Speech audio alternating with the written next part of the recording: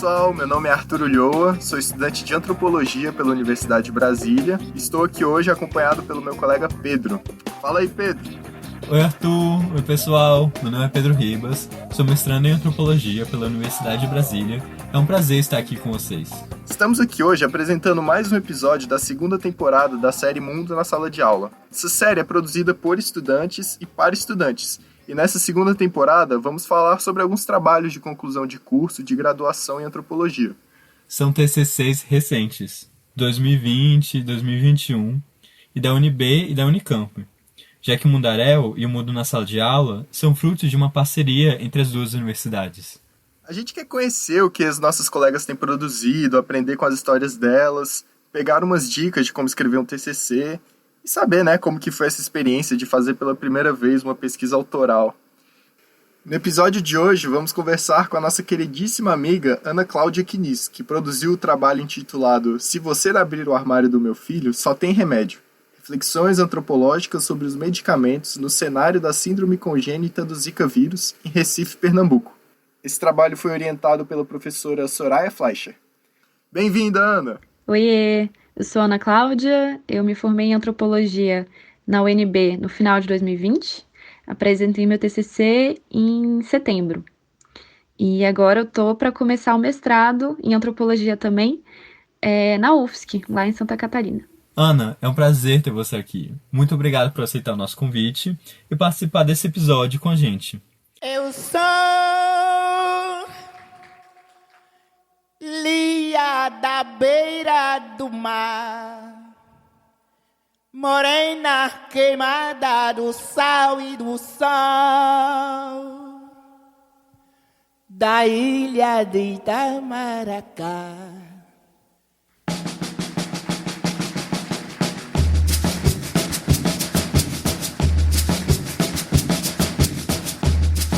O cenário do meu TCC, ele se passa lá em Recife, que é a capital de Pernambuco. Em 2015 e 2016, principalmente, foram muitas as notícias em jornais, televisão, na internet, na mídia, sobre a grande quantidade de crianças que estavam nascendo com microcefalia, principalmente nos estados do Nordeste do Brasil. Alguns meses depois, descobriram que essa microcefalia, ela fazia parte, na verdade ela era um dos sintomas do que a ciência começou a te chamar de síndrome congênita do vírus Zika. Então, esses sintomas que as crianças tinham eram tratados, para dar qualidade de vida para elas e bem-estar também para elas e para as famílias e para as mães. Eles eram tratados com vários tipos de terapias e com fisioterapeutas e com vários tipos de medicamentos também, receitados pelos médicos. Eram medicamentos anticonvulsivos, antiespasmódicos, tinha os para o pulmão, que eram chamados de broncodilatadores, relaxantes musculares, enfim, vários tipos. E aí no TCC eu penso sobre como que os medicamentos estão nesse cenário da síndrome, assim. Como que eles eram receitados, quem que receitava, como que eram as idas à farmácia do estado, como que as mães foram se apropriando de todo esse conhecimento, sobre os medicamentos. Afinal, eram elas que administravam os medicamentos para as crianças. Então, elas manjavam muito, assim, das bulas, das dosagens, dos preços. Muitas eram bastante críticas aos medicamentos e falavam bastante dos efeitos colaterais deles e tal. E muitas optavam por usá-los, assim, principalmente para diminuir a quantidade de crises convulsivas que as crianças tinham. Então, eles eram uma baita questão, assim, que sempre aparecia, era muito recorrente nas falas das mães e no contexto da vida delas e das crianças. E Ana, como foi isso de fazer pesquisa de campo em outra cidade? Sair de Brasília e passar um tempo em Recife? A experiência de fazer pesquisa de campo em Recife foi muito marcante para mim, por vários motivos. Primeiro porque eu acho que essa parte da pesquisa de campo, muitas vezes é uma experiência bem solitária, mas para mim eu saí aqui de Brasília no avião já junto com a Soraya, então desde o começo já foi muito legal ter a Soraya ali do lado. Sei lá, a gente já foi discutindo, pensando em quais perguntas podia fazer. Ela já foi me dando várias dicas e me deixando muito menos nervosa com essa etapa toda, assim, né, de conhecer pessoas novas e de abordar elas e de estar indo para um lugar novo. Então, eu já tive todo esse apoio mesmo, desde a hora que a gente entrou no avião. Chegando em Recife, a gente fez toda essa parte de pensar a agenda, de ir para os compromissos com as mães, junto com a Raquel também. Raquel é uma grande antropóloga. Na época ela estava fazendo mestrado na UFPE, hoje em dia ela já é mestra. E a gente fazia as programações juntas, assim. Então foi muito massa ter o apoio delas, que já conheciam as mães, já tinham uma boa relação, né, de super amizade com todas. Pra eu ficar até menos insegura, assim, de, sei lá, fazer perguntas, de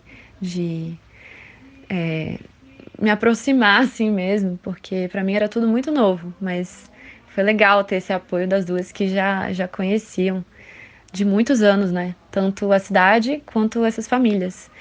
Então, essa parte foi muito massa. Além disso, a gente teve o financiamento, né, do CNPq, o DAN, aqui o Departamento de Antropologia da UNB também. Então, as passagens de avião foram pagas com esse financiamento. As diárias da gente, assim, do que a gente tinha que gastar lá por dia, de transporte público, mas também de almoço, né? Às vezes a gente pegava uma marmitinha, assim, almoçava ali rapidinho, ou comia num self-service, ali perto do hospital e voltava depois para encontrar as mães. Então, toda essa parte foi paga com financiamento público e isso foi o que permitiu a gente ficar tanto tempo lá e foi o que permitiu a gente fazer toda essa pesquisa mesmo. Então, essa parte também foi um privilégio, assim. Além disso, foi muito massa a parte da pesquisa de campo, que o que me surpreendeu lá foi a diversidade de lugares que a gente conheceu mesmo. A gente pôde abarcar, assim, muitos compromissos que as mães chamavam a gente, porque às vezes eram 2 convites, 3 convites para o mesmo dia. Então, como a gente estava em grupo, a gente ia se organizando para se dividir. Então, tinham dias que ia eu e a Raquel para visitar uma das creches, onde uma das crianças estava matriculada. E a Soraya ia acompanhar uma fisioterapia que outra mãe tinha convidado. Então, foi massa porque a gente foi se dividindo assim. A gente conseguiu acompanhar, assim, eu acho que a gente criou um ritmo juntas que foi muito legal.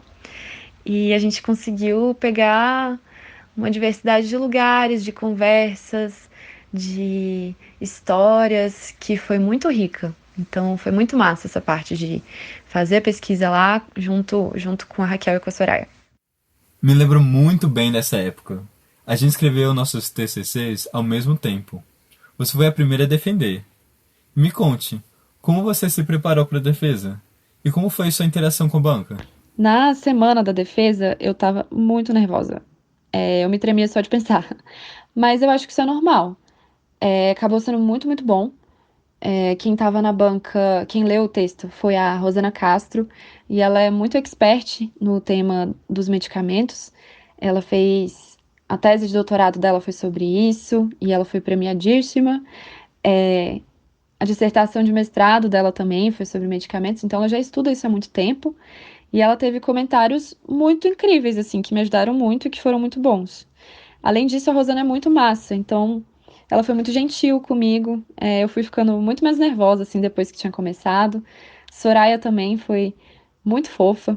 A dica que ela deu foi: anote todos os comentários e não foque só nas críticas, assim, anote também os elogios.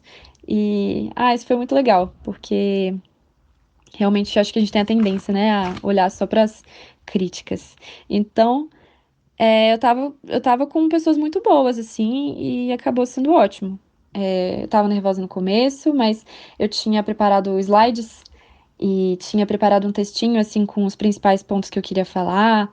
Eu também tinha treinado bastante, assim, eu tinha ligado para várias amigas no Skype e ficava treinando com elas. Então, no final, acabou rolando e foi ótimo. As perguntas foram muito boas e foi legal ver também, assim, eu tava muito nervosa antes de saber quais eram as perguntas, mas foi legal que quando a Rosana começou a perguntar e eu comecei a articular assim, a resposta, eu vi que, na real, eu sabia do tema, porque eu tinha escrito o trabalho. Então foi legal, assim, ver como que fluiu no final das contas. Foi ótimo. Nossa, bom demais isso. E afinal, quais são alguns dos principais resultados da sua pesquisa? Nos conte sobre seus aprendizados. O TCC foi um dos resultados do convívio, da participação e dos aprendizados que eu tive com um grupo de pesquisa sobre a síndrome, né? Esse grupo ele era coordenado pela professora Soraya e eu conhecia muito pouco, assim, eu tinha visto algo no jornal, tinha lido uma matéria ou outra, mas eu fui realmente ter acesso às formas de cuidado, todas as discussões, né, que essas mães traziam sobre os recortes de raça, de classe dessas famílias afetadas e de gênero também, né, de quem eram as cuidadoras, só a partir da leitura dos diários de campo das minhas colegas, assim, do grupo, e também da prof, da Soraya.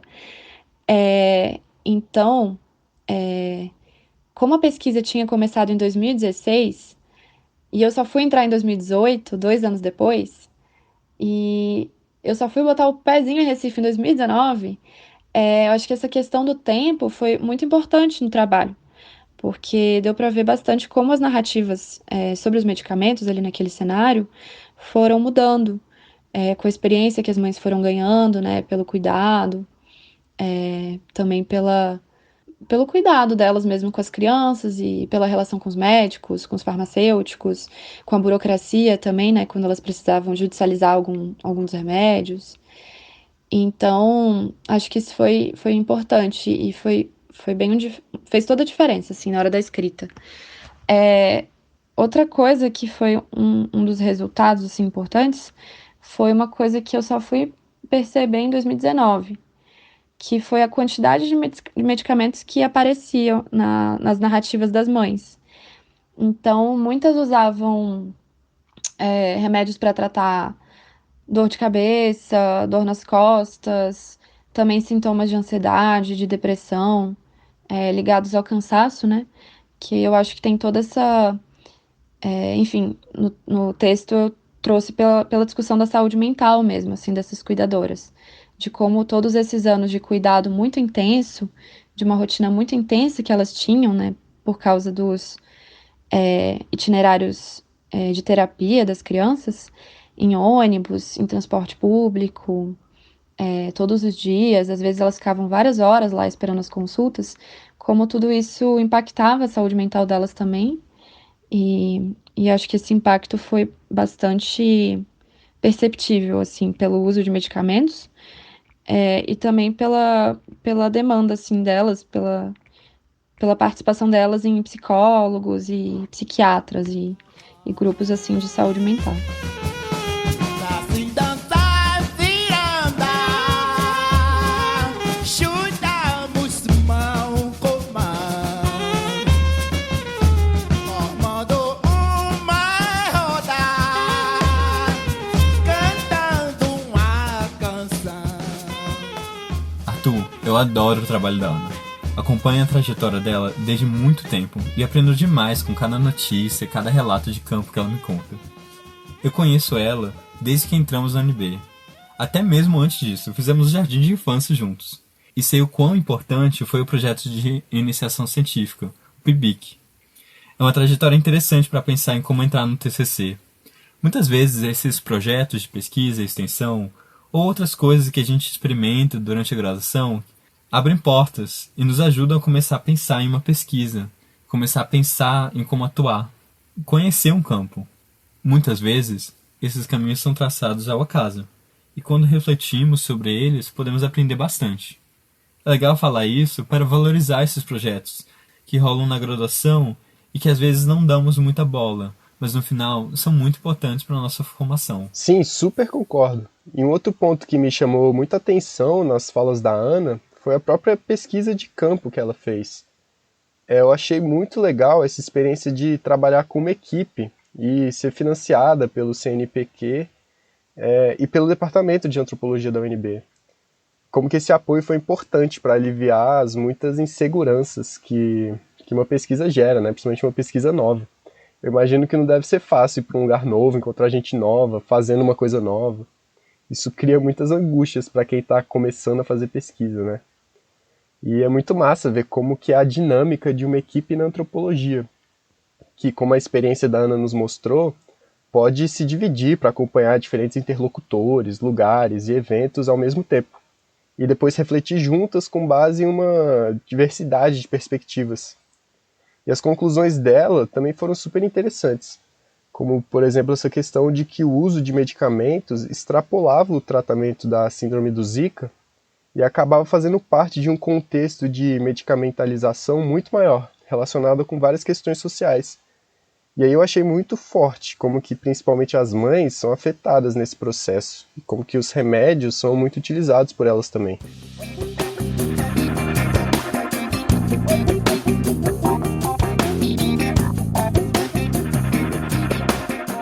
Então é isso, pessoal. Chegamos ao fim desse episódio. Espero que vocês tenham gostado de conhecer e ouvir sobre a pesquisa da Ana. A gente quer agradecer imensamente a Ana Cláudia Quinis, ao Pedro por me acompanhar na apresentação desse episódio. Valeu, Pedro! E a toda a equipe do Mundaréu, em Brasília e em Campinas, especialmente a Soraya Fleischer e a Daniela Mânica, pela coordenação desse projeto. Até a próxima!